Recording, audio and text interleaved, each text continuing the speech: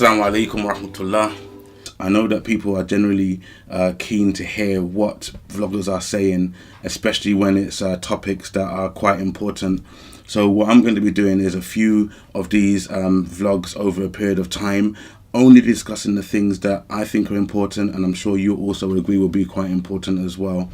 So what I'm going to do as well is, when I'm out on the street, if I see brothers and sisters that I know or anyone who approaches me, with the vlogs that I've got in mind for the future, my plan is to get the phone out, do a little bit of a soundbite from you so I can get you involved in these. So it's going to be a joint effort, and I think it's going to be a lot of fun, and it should be informative, and also it should be very beneficial as well.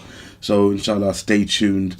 So these vlogs are going under the title of Reality Bites, and you'll see why as we go along.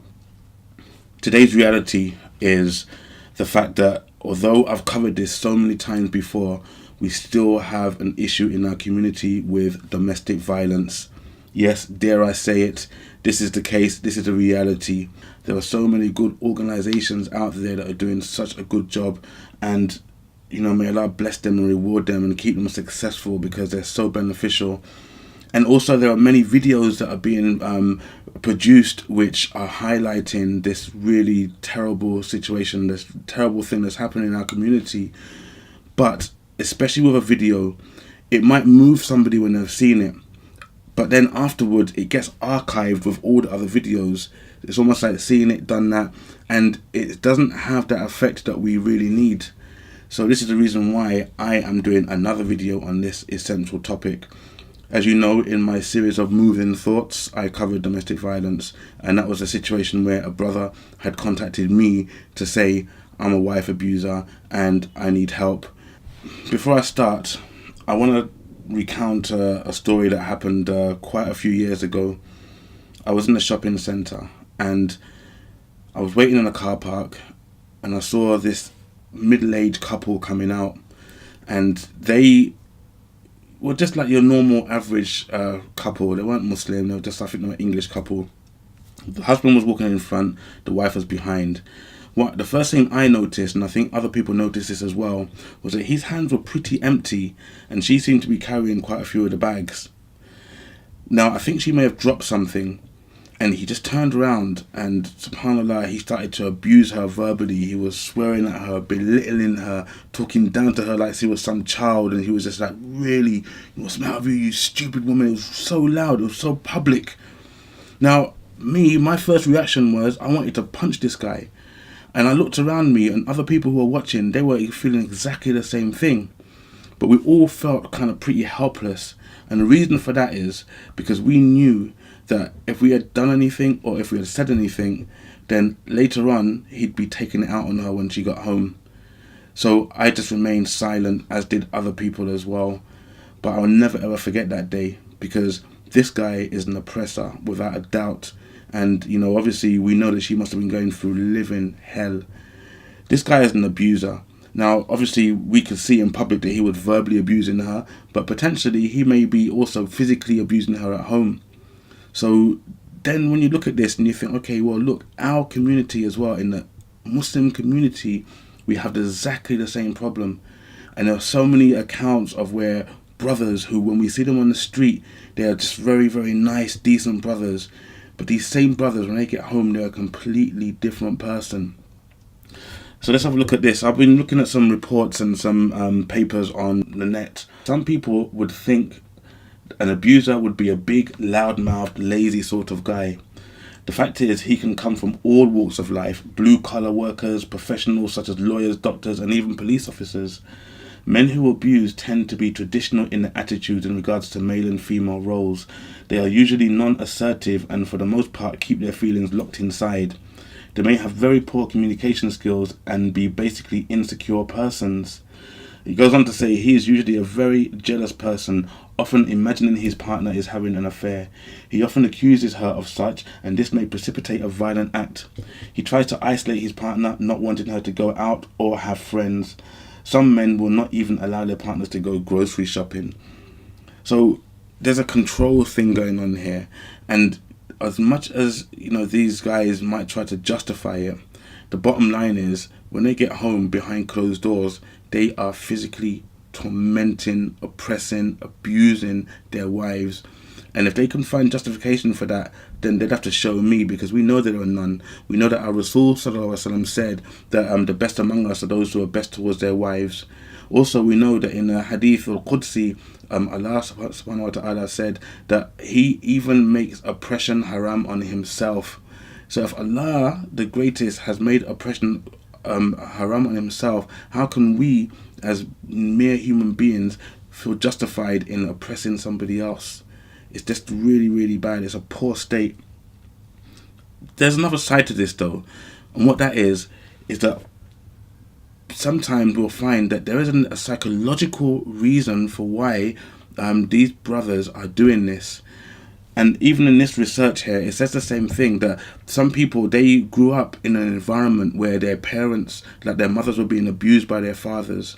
And so because they grew up in that environment, it became sort of almost not innate, but it made it, they were so used to it that it became a part of them. And then they obviously started to get those tendencies as they got older. And also for young girls in that environment, they found it more palatable, acceptable to be in that environment for themselves when they get older. So this is the reason why you can see that it's something which, if it's like this, it's more psychological. It's actually a harder thing to deal with, because there are various different types of abusers. The type that I personally despise, the one that I hate, is the one who is a coward. The one who, when he's at work, in the office, he's getting bullied by his boss. He's getting, pushed around by his colleagues. Even his friends, they push him around. They see him as a wimp. So after a long, hard day of being pressurized and bullied, what he looks forward to most is to get home to his beloved wife and lay his fist in her, strangle her, right, slap her about. And he feels so good about it. It's like venting his frustration for the whole day. Despicable person this is. But then you have the other extreme, the person who has grown up oppressed, who's grown up and witnessed all of these things. And he now, as he gets older, he can't help himself. He's just doing it naturally. And when he does it, again mentioned in this report, Jekyll and Hyde personality, when he does it, then he starts to apologize to his wife and he offers her anything. "Oh, forgive me, I'll go and get counseling, I'll do whatever." But then he finds himself doing it again. So there, in this situation, this person is not so despicable. They do need help, and we hope that with inshallah, with them having the determination to deal with this themselves, then they can, with a lot of help, they can sort this out, inshallah. So may Allah make it easy for them to do this. Ameen. We're going to hear from some brothers now who will give their opinion about what they feel about wife abusers, and also to offer a solution as well, inshallah. And then when we come back, we can discuss the effects that it has on children. So what would you say to a wife abuser? I would say that you're cowardly. Why? You're in a position of power as a husband or a spouse, and you're abusing that power. My message to anyone who abuses people and commits domestic violence, I would say, first and foremost, I feel sorry for you, because at the end of the day, you're not thinking about what you're doing. At the end of the day, you're in a position where you have authority and you think you can, use this authority to abuse and oppress other people. I think it's a shame that someone who's being loved by the wife, is trying to put her down and abuse her. I would say that you're disgusting. You should be ashamed of yourself, that you're using your power to beat someone who's married to you, and you might have kids with her, or you want to start a family with her, and you're responsible for her, and that is somebody's sister or daughter or mother, and you're beating her. Imagine if that happened to your sister, mother or daughter. Solution actually is to probably talk to your wife. You're probably beating her, you're probably abusing her, because you can't get that feeling out. My solution to you would be to talk to the person and really think about what you're doing. And at the end of the day, remember, we are all accountable for all our actions. You're responsible for her, and that is somebody's sister or daughter or mother, and you're beating her. Imagine if that happened to your sister, mother or daughter. You know, I just say that you really need to look at yourself in the mirror for the coward that you are. Now, I know that last one sounded really, really harsh, but don't forget, we're talking about someone who is able to control themselves, but they choose not to. They're looking for a way to vent. Their wives have become a punch bag to make them feel better. So when you look at it like that, you know that that is not so harsh. It's actually not as bad as it may come across as in that statement there. And obviously we have the other reviews as well, where we know that it's someone who can't help themselves. Now, earlier on I mentioned about the effects on the children, right? When they're growing up, a young boy, he will have the tendencies because he saw his father abusing his mother. And also a young girl because she saw her mother being abused so much and her father being the dominant figure, being the oppressor. Then when she grows up, it becomes quite natural for her to be in that environment. But what I put to a brother out there now who is physically abusing his wife, and especially doing it in front of children, is, subhanAllah, can you not see how much of a terrible thing this is? That every time your child sees you shouting, screaming and potentially beating on your wife, that you're damaging them psychologically. So no matter what you think about other people, can you not think about yourself for a second and think that you are responsible for another generation of hatred, oppression? You know, you really have to think about this, brothers, because this is such a poor state to be in. And this is the effects on children. It's mentioned that, subhanAllah, another thing it mentions is that, especially for the boys, as they get older, because of what they experienced, because of what they saw, they would have a tendency to have criminal and violent behavior just generally in the society. And this is something that you would have nurtured with your own hands, brothers. So you really have to think about this, subhanAllah. Really, please think about this. You know that our deen is based on self-development. In actual fact, that part of self-development is part of our ibadah, right? Our ibadah is on perfecting ourselves as human beings. So if you claim to be a Muslim, if you claim to say La ilaha illallah Muhammadur Rasulullah, if you claim to have any of this, then you know that every single day is meant to be an upward struggle where you're consciously trying to improve yourself. And if you know that this is something that you are meant to be doing, then you have to take the step to end this. You must end this. And I'm going to conclude by saying that I accept that this is not something that can be done overnight. Unless you are the evil one, you're the one who we mentioned before, you can stop it straight away. But the ones who have had it inbuilt in them over years, we accept that this is not something that can end overnight. It's going to be a process of you going to get counselling and improving your ibadah. But what I say to you now, brothers, is if you don't start this now, then it will take forever. So you have to start this now and sit down and talk to your wife. You owe her this.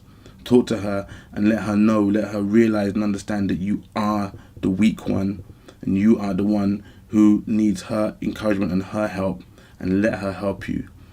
And in terms of listening to our wives, before I go, one of the most beautiful examples I've ever heard is where the Rasul sallallahu alaihi wasallam was given the order to tell the men to shave their head as part of their Hajj, and the men refused to do it. The Sahabas refused to do it. They did not want to do it.